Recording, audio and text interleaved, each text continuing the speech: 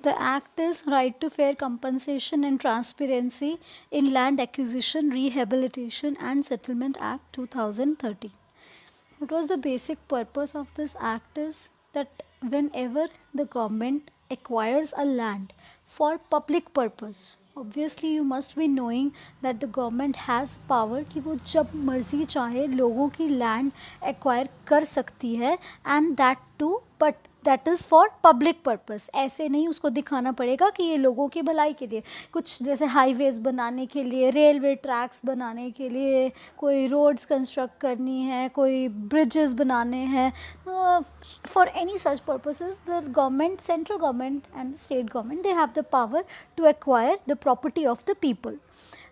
There before 2013 there was a law named as Land Acquisition Act 1894, but that act has been repealed with the coming of this 2013 act. Now the reason behind that 1894 act was repealed, there are many reasons. First basic reason is that कि वो act सिर्फ बात करती थी कि government किस तरह से लोगों की लैंड को एक्वायर कर सकती है उनको कंपनसेशन पे करके, बट उसमें एक बहुत बड़ी चीज़ जो मिसिंग थी वो था कि लोगों को रिहेबिलिटेट और रीसेटल कैसे किया जाए. That there was nothing given in that act. लोगों को रिहेबिलिटेट और रीसेटलमेंट करवाने की जिम्मेवारी भी अब 2013 के एक्ट के बाद गवर्नमेंट की ही है. And there were many things which were missing in the earlier law that has been provided in the new law now. So coming to first of all Land Acquisition Act 1894. Land Acquisition Act 1894, it was earlier India में ये law था relating to acquisition. Acquisition means land acquire करने के लिए this was the law, and that for public purpose and also for companies and for determining the amount of compensation और किस हिसाब से compensation pay किए जाए. But इस act में बहुत सारे लूप होल्स थे, inadequacies थी, and that led to this coming of 2013 act. So the provisions of the said act were found to be inadequate in addressing certain issues relating to exercise of statutory powers of state for acquisition of land. और इस act में जो basic एक चीज़ missing थी मैंने आपको अभी बताया है कि ये एक्ट रिहेबिलिटेट कैसे करना है, लोगों को नए एरिया में लेके जाना है, उनको वहाँ पे बसाना है, इसकी कोई जिम्मेवारी पहले सरकार नहीं उठाती थी. The act did not address the issue of rehabilitation and resettlement to the affected person and their families. So there was no central law also, कोई और लॉ भी नहीं था to deal with the issues of rehabilitation and resettlement of displaced persons. Now this act, Right to Fair Compensation and Transparency in Land Acquisition, Rehabilitation and Resettlement Act 2013, it addresses the concerns of farmers. इसमें farmers के लिए specially sections हैं कि जिनकी agriculture land, जिनकी livelihood उनके ऊपर dependent है, उनकी land अगर require होती है तो उनको क्या special benefits इसमें दिए जाएंगे. So farmers whose livelihoods are dependent on the land being acquired, while at the same time facilitating land acquisition for, और at the same time अगर सरकार को ज़मीन चाहिए इंडस्ट्रियलाइजेशन के लिए, इंफ्रास्ट्रक्चरल प्रोजेक्ट्स लगाने के लिए, अर्बनाइजेशन के लिए, तो सरकार का भी ये हक है. तो हमें दोनों को बैलेंस करके चलना है, एक फार्मर्स के राइट्स, लोगों के राइट्स उनकी लैंड के ऊपर, और दूसरा सरकार का भी हक है क्योंकि उसको इकोनॉमी को आगे बढ़ाना है, उसको डेवलपमेंट करनी है, और वो लैंड कहाँ से लेगी, वो लैंड लोगों की लेके आगे डेवलपमेंट करेगी. So a balance has to be maintained between the rights of both. This act represents a change in the legislative approach relating to land acquisition. First time इसमें एक नई चीज़ उन्होंने इंट्रोड्यूस की है, वो है social impact analysis. Social impact analysis क्या है कि कभी भी गवर्नमेंट को अगर कोई ज़मीन एक्वायर करनी है तो वो अपनी एक अथॉरिटी अपॉइंट करती है. वो अथॉरिटी हम अभी करेंगे आगे, उसका नाम होता है एडमिनिस्ट्रेटर. वो एक पूरी इंक्वायरी करता है about the feasibility of the project कि क्या पहले तो यहाँ पे प्रोजेक्ट ये वाला लगाना ठीक होगा, अगर ठीक होगा तो कौन सी लैंड एक्वायर की जाए, एग्रीकल्चर, नॉन एग्रीकल्चरल, किस तरह से ऐसी लैंड एक्वायर की जाए कि लोगों को कम से कम नुकसान हो, उनका जो नेगेटिव इम्पैक्ट है एक्विजिशन का वो कम हो. और अगर हमने लैंड एक्वायर कर ली तो उसका सोशल इम्पैक्ट क्या होगा, लोगों को कैसे बसाया जाएगा, क्या जो डेवलपमेंट हम करने वाले हैं वो सस्टेन कर पाएगी फ्यूचर में. For the first time in any law in India this provision has been provided कि अगर सरकार को लैंड एक्वायर करनी है तो वो ऐसे ही नहीं कर लेगी. First of all, it will see कि what will be the social impact, उसकी इकोनॉमिक फिजिबिलिटी, उसकी सोशल फिजिबिलिटी होगी भी कि नहीं होगी। दूसरी नई चीज़ क्या इंट्रोड्यूस की गई है इस एक्ट में, it recognises non owners also as affected persons. मतलब उस लैंड के ऊपर जो लोग मान लो काम कर रहे थे एज लेबरर्स, उनकी फैमिलीज़, या जो लैंड एक्वायर की है अगर सरकार ने उसमें टेनेंट्स रह रहे थे, सो दे आर ऑल्सो इफेक्टेड। उनको भी तो एकदम से अब नई लैंड ढूंढनी पड़ेगी, सो इनको भी एज इफेक्टेड पर्सनस काउंट करके इनकी कंपनसेशन की प्रोविज़न भी, इनकी रिहेबिलिटेशन की प्रोविज़न भी नई एक्ट में रखी गई है। So it recognises non owners as effective persons, a mode of acquisition requiring consent of displaced. और पहली बार इसमें यह है कि उस एरिया के 80% लोगों का कंसेंट रिक्वायर्ड होता है अगर आपने उस एरिया में लैंड एक्वायर करनी है तो। In addition it has restricted the grounds on which land may be acquired under urgency clause. पहले जो पुरानी एक्ट थी 1894 की, उसमें एमरजेंसी के अंदर बहुत सारे ग्राउंड्स थे गवर्नमेंट के पास कि कोई भी वो छोटा मोटा ग्राउंड लेके एमरजेंसी के अंदर लैंड एक्वायर कर लिया करते थे। बट अब अंडर अर्जेंसी और एमरजेंसी क्लॉज के अंदर उन्होंने ग्राउंड्स बहुत थोड़े कर दिए, रिस्ट्रिक्ट कर दिए। History, scope and applicability of this new act. First of all, land acquisition act 1894, ये तो हमारे पास जनरल लॉ था relating to land acquisition and for determining the amount of compensation. लेकिन इस एक्ट की जो प्रोविजंस हैं वो बहुत इनएडिक्वेट फाउंड आउट हुई हैं। The provisions of the said act have been found to be inadequate in addressing certain issues relating to the exercise of statutory powers for involuntary acquisition of private land and property. और सबसे important चीज़ कि इस act में rehabilitation, उनको दोबारा कैसे बसाना है, इस बारे में कोई प्रोविज़न मेंशन नहीं की हुई थी। Second thing, public purpose. पुरानी एक्ट के अंदर गवर्नमेंट पब्लिक पर्पस के अंदर बहुत सारे ग्राउंड्स ले सकती थी कि ये भी पब्लिक पर्पस है, कोई प्राइवेट कंपनी को जगह चाहिए उसको भी पब्लिक पर्पस में काउंट कर दिया जाता था। बट अब पब्लिक पर्पस में कुछ ही ग्राउंड्स आते हैं। वो क्या ग्राउंड्स आते हैं? एक तो acquisition of land for strategic purpose vital to the state. Strategic purpose means कोई जैसे आर्मी को या मिलिट्री को अगर कोई लैंड चाहिए तो वो एक्वायर कर सकती है। इंफ्रास्ट्रक्चरल प्रोजेक्ट्स लगाने अगर गवर्नमेंट को, वो इंफ्रास्ट्रक्चरल प्रोजेक्ट्स जिनका बेनिफिट जनरल पब्लिक को हो, उसके वो गवर्नमेंट एक्वायर कर सकती है। एंड सेकेंड थिंग, पुरानी एक्ट में क्या चीज़ थी कि प्राइवेट कंपनीज स्टेट के साथ नेगोशिएशंस करके कि हमने पब्लिक पर्पस के लिए यहाँ पे फैक्ट्री लगानी है, वो नेगोशिएशन करके लोगों की लैंड बड़ी आसानी तरीके से एक्वायर कर सकती थी। वो चीज़ अब नई एक्ट में उन्होंने ख़त्म कर दी है कि कोई भी प्राइवेट कंपनी ऐसे अपना पब्लिक पर्पस शो करके गवर्नमेंट के थ्रू लैंड एक्वायर नहीं कर सकती है। So the provisions of the act were also used for acquiring private lands for companies. So this frequently raises a question mark on the desirability of state intervention, जहाँ पे land सरकार arrange करवा देती थी private companies को through private negotiations. Second thing,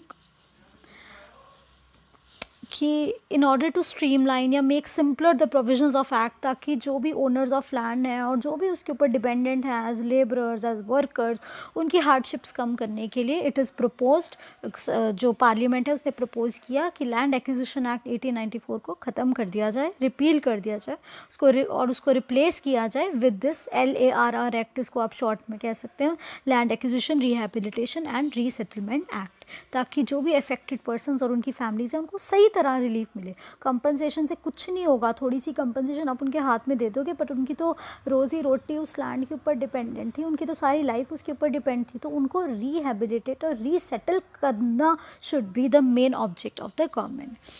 ये 1894 की act में बहुत सारी अमेंडमेंट्स हुई, बट वो अमेंडमेंट्स जो है एडिक्वेट प्रूव नहीं हुई। There have been multiple amendments to land acquisition act 1894, not only by the central government but state governments as well, but there was no central law to adequately deal with the issue of rehabilitation and resettlement of displaced person. So what we needed was a single integrated law. A single integrated law was needed to deal with what? First of all, issue of land acquisition, rehabilitation and then resettlement. So this new act proposes to address concerns of farmers जिनकी livelihood उसके ऊपर dependent है, land के ऊपर जो government acquire करने लगी है, but at the same time government का भी वो राइट देखती है कि गवर्नमेंट ने भी तो इंडस्ट्रियलाइजेशन करनी है, इकोनॉमिक उनको इकोनॉमिक ग्रोथ करनी है। सो दोनों के राइट्स को बैलेंस करना है. Rights of the peoples they are to be balanced with the progressive measures, while at the same time the government has to facilitate land acquisition also for industrialization, infrastructural project, urbanization projects. The land acquisition bill 2007 में ये introduce हुआ था लोकसभा में, लेकिन पास हुआ 2009 में, लेकिन 14th Lok Sabha के डिसोल्यूशन के साथ 2009 में जब सरकार बदली तो ये बिल वहीं पे लैप्स कर गया था. फिर फाइनली 2013 में ये पास हुआ है. दूसरी चीज़, अब इस एक्ट में किस किस क्या क्या फैसिलिटीज़ उन लोगों को दी जाती हैं जिनकी लैंड गवर्नमेंट एक्वायर करती है. प्रोविजन ऑफ पब्लिक फैसिलिटीज़ और infrastructure often requires exercise of powers by the state for acquisition of private property leading to displacement of people. उनको उनकी लैंड से डिप्राइव कर दिया जाता है, उनका लाइवलीहुड, उनका शेल्टर, उनका जो ट्रेडिशनल रिसोर्स बेस है, जैसे अगर कोई आदिवासियों को, शेड्यूल्ड ट्राइब्स को उनकी लैंड से डिप्राइव किया जाता है तो उनकी तो वो उनका एक वहाँ पे प्रॉपर ट्रेडिशनल रिसोर्स बेस बना होता है. Whatever they are eating, whatever they are wearing और दे आर सेलिंग, उनका सब कुछ उसी लैंड के ऊपर होता है. सो वी हैव टू सी कि हम उनको बिल्कुल अपरूट करके, उनकी जड़ों से उनको अलग करके एक नए एरिया में लेके जा रहे हैं. इसके कॉन्सिक्वेंसेस उनके ऊपर क्या होंगे. तो उनको ऐसी एरिया में हम शिफ्ट करें जहाँ पे उनके जो ट्रेडिशनल रिसोर्सेज हैं उनको लगे कि हमारे से छीने नहीं गए हैं. तो बिकॉज जो specially schedule caste and schedule tribes के एरियाज़ होते हैं, जो पिछड़े हुए एरियाज़ होते हैं, उनके अंदर उनके अपना ही कल्चर होता है. शेड्यूल ट्राइब्स में स्पेशली उनकी अपनी लैंग्वेज, उनका कल्चर, उनका खाने पीने का तरीका. So once you uproot them from their area, these can have traumatic, उनको एक शॉक लग सकता है दूसरे एरिया में जाके. This can have traumatic psychological and socio cultural consequences on the affected population which calls for protecting their rights. तो उनके राइट्स को प्रोटेक्ट करने के लिए इस एक्ट में अलग से सेक्शंस दिए हुए हैं, particularly in case of weaker section of society including members of SC, ST, farmers and their families. Then there is immediate need to recognize rehabilitation and resettlement issues कि उनको क्या क्या मॉनेटरी कंपनसेशन तो enough नहीं होगी, उनको ऐसे areas में रीसेटल किया जाए जहाँ पे उनको ऐसा ना लगे कि हमें एकदम से सरकार ने हमारी ज़मीन से हमें अलग करके हमें कहीं और ही लेके हमें और ही कहीं पहुंचा दिया. This called for an effort on the part of planners to include in the displacement, rehabilitation and resettlement process not only those who directly lose their land. तो इसमें वो नहीं आ रहे हैं सिर्फ ओनर्स, बल्कि सारे वो लोग जो इफ़ेक्ट हुए हैं इस लैंड एक्विजिशन से. जो अभी मैंने आपको बताया कि इसमें टेनेंट्स आ जाते हैं, इसके अंदर वर्कर्स, लेबरर्स, ये सब आ जाते हैं. So the law would apply when the government acquires land for its own use, hold and control, or with the ultimate purpose to transfer it for the use of private company for stated public purpose. Public purpose इसमें define किया गया है क्या? Public purpose is limited to defense, that is military, developmental projects and consent of at least 80% of the project affected families. जो भी project government उस area में लगा रही है, उस एरिया के 80% फैमिलीज़ का कंसेंट लेना एक्विजिशन से पहले, it is compulsory under that. Acquisition under urgency clause has been limited only for the purpose of national defence. Urgency clause के अंदर की जिसके अंदर होता है कि 48 आवर्स का नोटिस देके आपका घर खाली करवा दिया जाता है. तो उस केस के अंदर अब सिर्फ एक ही ग्राउंड है, नेशनल डिफेंस. अगर आर्मी को अपने वहाँ पे कोई इमीडिएटली कैंप्स लगाने, कोई बंकर बनाने, कुछ ऐसा करना है, तो सिर्फ तभी अब आपकी land under urgency clause 48 hours का नोटिस देके एक्वायर की जा सकती है, अदरवाइज नहीं. एक और नई चीज़ इस एक्ट में क्या लेके आई गई है, मल्टी क्रॉप इरिगेटेड लैंड. मतलब एक ऐसी लैंड जहाँ पे साल के अलग अलग सीजन्स में अलग अलग तरह के क्रॉप्स उगते हैं. ये लैंड को एक्वायर नहीं किया जाएगा. अगर बहुत ज़रूरी है, only as a last resort या लास्ट ऑप्शन के तौर पे ही इस लैंड को एक्वायर किया जाएगा ताकि फूड सिक्योरिटी मेंटेन रहे. So and to ensure food security, multi crop irrigated land shall be acquired only as a last resort measure and not otherwise. और दूसरी चीज़, जो ऐसे एरियाज़ हैं जहाँ पे नेट सोन एरियाज 50% से कम है, मान लो ऐसे एरियाज़ जहाँ पे एग्रीकल्चर है ही नहीं ज़्यादा. फॉर एग्ज़ाम्पल अगर हम पंजाब में बात करें तो Ferozepur area is such an area जहाँ पे बहुत कम है एग्रीकल्चर एरिया, वहाँ पे डेजर्टेड सा एरिया ही है सारा. So where the net sown area in a district is less than 50%, उस डिस्ट्रिक्ट में 10% से ज़्यादा नेट सोन एरिया वाली लैंड एक्वायर नहीं की जा सकती, क्योंकि पहले उनके पास एग्रीकल्चर एरिया कम है, तो आप उसी में से अगर निकाल लोगे तो उनके पास क्या रह जाएगा. So not more than 10% of the net sown area of the district will be acquired. और जिन लोगों को रिहेबिलिटेट और रीसेटल करना है उनको क्या क्या दिया जाएगा, सब्सिस्टेंस अलाउंस. सब्सिस्टेंस अलाउंस मतलब उनके गुजारे भत्ते के लिए उनको अमाउंट दी जाएगी. गवर्नमेंट कोशिश करेगी कि उनको जिस एरिया में लेके जाया गया है उनको वहाँ जॉब्स मिले, हाउसेस, 1 एकड़ of land in case of irrigation projects, transportation facilities हो उनके पास वहाँ पे, and resettlement allowances. Schedule caste schedule tribes को कुछ इसमें एक्स्ट्रा मिल रहा है, additional benefits they are getting of 2.5 acres of land और extent of land loss to each affected family. One time financial assistant को 50,000 वन टाइम मिलेगा, जो औरों को नहीं मिलेगा, इनको ही मिलेगा, SC और ST को. Free land for community and social gatherings, अगर इन्होंने अपनी कोई कम्युनिटी की गैदरिंग्स करनी तो इनको वहाँ पे भी एक कम्युनिटी लैंड प्रोवाइड की जाएगी. इंफ्रास्ट्रक्चर प्रोजेक्ट्स इनको लगा के दिए जाएंगे वहाँ पे जिस एरिया में इनको रिहेबिलिटेट और रीसेटल किया गया है.